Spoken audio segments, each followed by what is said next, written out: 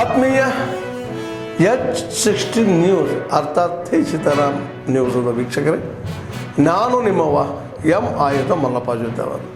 ತಾವು ಈಗ ಸುದ್ದಿಗಳ ಲೋಕಕ್ಕೆ ಎಂಟ್ರಿ ಹೊಡಿತಾ ಇದ್ದೀರಿ. ಈ ಸುದ್ದಿಗಳನ್ನು ಪ್ರತಿಯೊಂದು ನೋಡೋ ಜೊತೆಗೆ ನಿಮ್ಮ ಅಭಿಪ್ರಾಯಗಳನ್ನು ಹಚ್ತಾ ಇರ್ರಿ. ಯಾಕಂದರೆ ಈ ಸುದ್ದಿಗಳು ನಿಮಗಾಗಿ, ನಿಮ್ಮ ಬದುಕಿಗಾಗಿ, ನಿಮ್ಮ ವೈಚಾರಿಕೆಗಾಗಿ, ನಿಮ್ಮ ತಿಳುವಳಿಕೆಗಾಗಿಯೂ ನಿಮಗೂ ಗೊತ್ತು. ಜೊತೆಗೆ ನಮಗೂ ನಿಮ್ಮೊಂದಿಗೆ ಇದೊಂದು ಮಾತಾಡುವಂಥ ಜೊತೆಗೆ ಸುದ್ದಿಗಳನ್ನು ಬಿಡುವಂಥ ಕೆಲಸ. ಈ ಕೆಲಸದಲ್ಲಿ ನಾವು ನಿಮ್ಮೊಂದಿಗಿದ್ದೀವಿ ಅಂತ ಹೇಳ್ತಾ ನೋಡ್ತಾ ಇರಿ ಸುದ್ದಿಗಳನ್ನು. ಮಹಾರಾಷ್ಟ್ರದೊಳಗಡೆ ಲಕ್ಷಾಂತರ ಕನ್ನಡಿಗರು ವಾಸವನ್ನ ಮಾಡ್ತಾ ಇದ್ದಾರೆ, ಬದುಕು ಕಟ್ಕೊಂಡಿದ್ದಾರೆ. ಅವ್ರ್ಯಾರು ಕೂಡ ಅಲ್ಲಿಯ ಮರಾಠಿ ಭಾಷೆಯನ್ನ ಕಲಿತು ಅಲ್ಲಿಯ ಮರಾಠಿಗರಾಗಿ ಬದುಕ್ತಾ ಇದ್ದಾರೆ. ಅವರೆಲ್ಲೂ ಕೂಡ ಕನ್ನಡ, ನಾವು ಕರ್ನಾಟಕಕ್ಕೆ ಸೇರ್ತೀವಿ, ಮುಂಬೈಯನ್ನ ಕರ್ನಾಟಕಕ್ಕೆ ಸೇರಿಸ್ರಿ, ಎಲ್ಲೋ ಸಾತಾರ, ಅಕ್ಕಲ್ಕೋಟ್ ಇಂಥ ಪ್ರದೇಶಗಳನ್ನ ಕರ್ನಾಟಕಕ್ಕೆ ಸೇರಿಸ್ರಿ ಅಂತ ಯಾವತ್ತೂ ಕೂಡ ಅವ್ರು ಕೂಗಿ ಹಬ್ಸಿಲ್ಲ. ಆದ್ರೆ ಅವರೆಲ್ಲರೂ ಕೂಡ ಅಲ್ಲಿಯ ಭಾಷೆಯನ್ನ ಕಲಿತು ಅಲ್ಲಿ ಭಾಷಿಕರಾಗಿ ಬದುಕ್ತಾ ಇದ್ದಾರೆ. ಹಾಗಾಗಿ ಕರ್ನಾಟಕದಲ್ಲಿ ಇರುವಂತ ಯಾವುದೇ ಭಾಷಿಕರು ಇರುವಾಗ ಅವರು ಇಲ್ಲಿ ಕನ್ನಡವನ್ನ ಕಲಿಬೇಕು. ಕರ್ನಾಟಕದಲ್ಲಿ ಕನ್ನಡವೇ ಸಾರ್ವಭೌಮತ್ವ, ಇಲ್ಲಿ ಕನ್ನಡವೇ ಆಡಳಿತ ಭಾಷೆ. ಹಾಗಾಗಿ ಇಲ್ಲಿ ಅದೇ ಭಾಷೆ ಇರೋದ್ರಿಂದ ಎಲ್ಲರೂ ಕೂಡ ಕನ್ನಡ ಕಡ್ಡಾಯವಾಗಿ ಕಲಿಯಲೇಬೇಕು, ಕನ್ನಡದೊಳಗನೆ ವ್ಯವಹರಿಸಬೇಕು ಹೊರತು ಬೇರೆ ಭಾಷೆಯಿಂದ ಕೇಳಬಾರ್ದು. ಹಾಗಾದ್ರೆ ಇಲ್ಲಿ ಮರಾಠಿ ದಾಖಲೆ ಪತ್ರಗಳನ್ನು ಕೊಡ್ತೀನಿ ಅಂದ್ರೆ ನಾಳೆ ತಮಿಳಿಯನ್ಸ್ ಇದ್ದಾರೆ, ತೆಲಂಗಾಣದವ್ರು ಇದ್ದಾರೆ, ಬೇರೆ ಬೇರೆ ರಾಜ್ಯದವರು, ಉರ್ದು ಇದ್ದಾರೆ.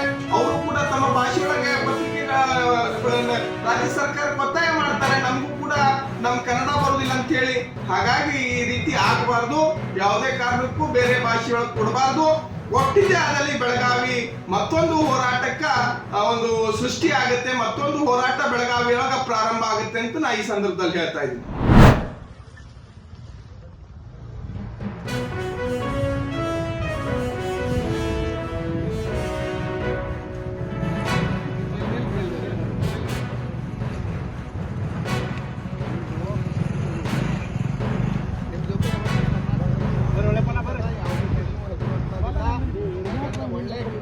ಒಳ್ಳೆ ಉತ್ತರವನ್ನು ಕೊಟ್ಟಿದ್ರಿ. ಕರ್ನಾಟಕದೊಳಗ ಕನ್ನಡವ ಮಾತಾಡ್ಬೇಕಂತ ಸರಿಯಾಗಿ ಒಳ್ಳೆ ಉತ್ತರ ಕೊಟ್ಟಿದ್ರಿ. ನೀವು ಯಾವುದಕ್ಕೂ ಹೆದರ್ಬೇಡ,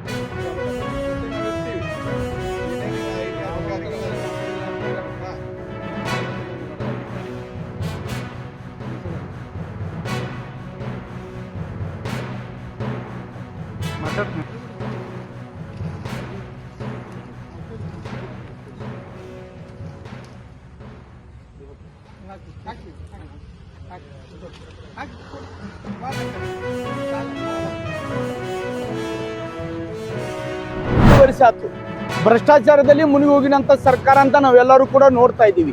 36,000 ಕೋಟಿ ಹಣ ಕಾಂಟ್ರಾಕ್ಟರ್ಗೆ ಕೊಡಬೇಕು, ಆದರೆ ಇನ್ನೂ ಕೊಟ್ಟಿಲ್ಲ. ಆ ಗ್ಯಾರಂಟಿ ಹೆಸರು ಮೇಲೂ ಸರ್ಕಾರ ನಡೀತಾ ಇದೆ, ಆದರೆ ಗ್ಯಾರಂಟಿನೂ ಸರಿಯಾಗಿ ಜನರಿಗೆ ತಲುಪ್ತಾ ಇಲ್ಲ. ಎಷ್ಟೋ ಅಧಿಕಾರಿಗಳು ಆತ್ಮಹತ್ಯೆ ಮಾಡಿದಂಥ ಉದಾಹರಣೆ ನಾವು ಕಣ್ಣೆದುರುಗಡೆ ಇದೆ. ಭ್ರಷ್ಟಾಚಾರ, ಅಧಿಕಾರಿಗಳು ಆತ್ಮಹತ್ಯೆ, ಗ್ಯಾರಂಟಿದ ಮೋಸ ಇದೆಲ್ಲ ಇದ್ರೂ ಸಿದ್ದರಾಮಯ್ಯ ಅವ್ರಿಗೇನು ಏನು ಫರಕ್ ಬೀಳ್ತಾ ಇಲ್ಲ. ಆಗ ಈಗಂತ ಒಂದು ಹೆಜ್ಜೆ ಮುಂದೆ ಹೋಗಿದ್ದಾರೆ. ಯಾವುದೂ ಸರ್ಕಾರ ಎಲ್ಲ ಜಾತಿ ಸಮಾಜ ಎಲ್ಲರಿಗೂ ಜೊತೆಗೆ ತಗೊಂಡ ಎಲ್ಲರಿಗೂ ವಿಶ್ವಾಸ ಕೊಡುವಂಥ, ಎಲ್ಲರದು ಒಳ್ಳೆ ಮಾಡುವಂಥ ಸರ್ಕಾರ ಅಂದ್ರೆ ಅದು ನಿಜವಾಗ ಸರ್ಕಾರ ಯೋಜನೆ ಮಾಡುವಂಥ, ಶಾಸನ ವ್ಯವಸ್ಥೆ ನಡೆಸುವಂಥ ಒಳ್ಳೆ ಸರ್ಕಾರ ಅಂತ ಜನ ಭಾವಿಸ್ತಾರೆ.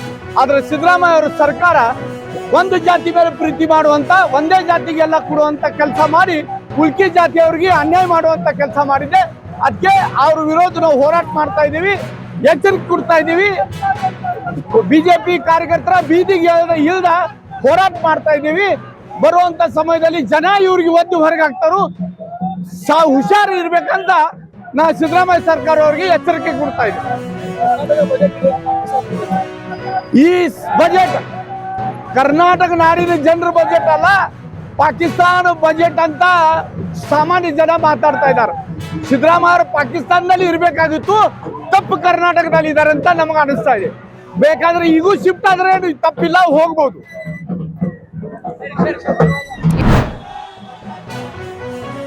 ಕಳೆದ 2 ದಿವಸ ಹಿಂದೂ ಕಾಂಗ್ರೆಸ್ ಸರ್ಕಾರ ಅಂದರೆ ಸಿದ್ದರಾಮಯ್ಯ ಸರ್ಕಾರನೇ ಅವರು ಬಜೆಟ್ ಮಂಡನೆ ಮಾಡಿದ್ರು. ಆ ಬಜೆಟ್ನಲ್ಲಿ ನೋಡಿದರೆ ಒಂದು ಪೇಜ್ ಒಂದು ಮುಸ್ಲಿಂ ಸಮಾಜಕ್ಕೆ ಒಂದು ರಿಸರ್ವೇಷನ್ ಇಟ್ಟಾರ. ಹೀಗಾಗಿ ಆರ್ ಅಶೋಕ್ನವ್ರು ಏನಾರ ಸಾಬ್ರ ಬಜೆಟ್ ಅಂತಾರಲ್ಲ, ಅದಕ್ಕೆ ಸಾಬ್ರ ಬಜೆಟ್ ಆಗಿಬಿಟ್ಟಿದೆ. ಇರಲಿ ಸಾಬ್ರ ಬಜೆಟ್ ಇರಲಿ, ಆದರೆ ಹಿಂದೂಗಳಿಗೆ ಏನು ಮಾಡಿರಪ್ಪ ಏನೂ ಇಲ್ಲ.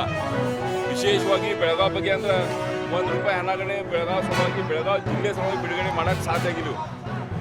ಹೀಗಾಗಿ ಒಟ್ಟಾರಾಗಿ ನೋಡಿದ್ರೆ ಒಂದು ಸಮುದಾಯಕ್ಕೆ ಸೀಮಿತವಾಗಿ ಬಜೆಟ್ ಆಗಿದೆ. ಆ ಬಜೆಟನ್ನು ನಾವು ಖಂಡಿಸ್ತೀವಿ. ವಿಶೇಷವಾಗಿ ರೈತರಿರಲಿ, ಬಡವರಿರಲಿ, SC/ST ಸಮಾಜ ಮೇಲೆ ಅತಿ ದೊಡ್ಡ ಅನ್ಯಾಯ ಮಾಡಿ ಮೈನಾರಿಟಿ ಸಮಾಜಕ್ಕೆ ಒಂದು ಒಲೆ ಕೊಡೋದು ಕೆಲಸ ಮಾಡಿದಾರು. ಅದಕ್ಕೆ ನಾವು ಎಲ್ಲರೂ ಕೂಡ ಭಾರತೀಯ ಜನತಾ ಪಾರ್ಟಿ ವತಿಯಿಂದ ಇದು ಬಜೆಟನ್ನು ಖಂಡಿಸ್ತೀವಿ.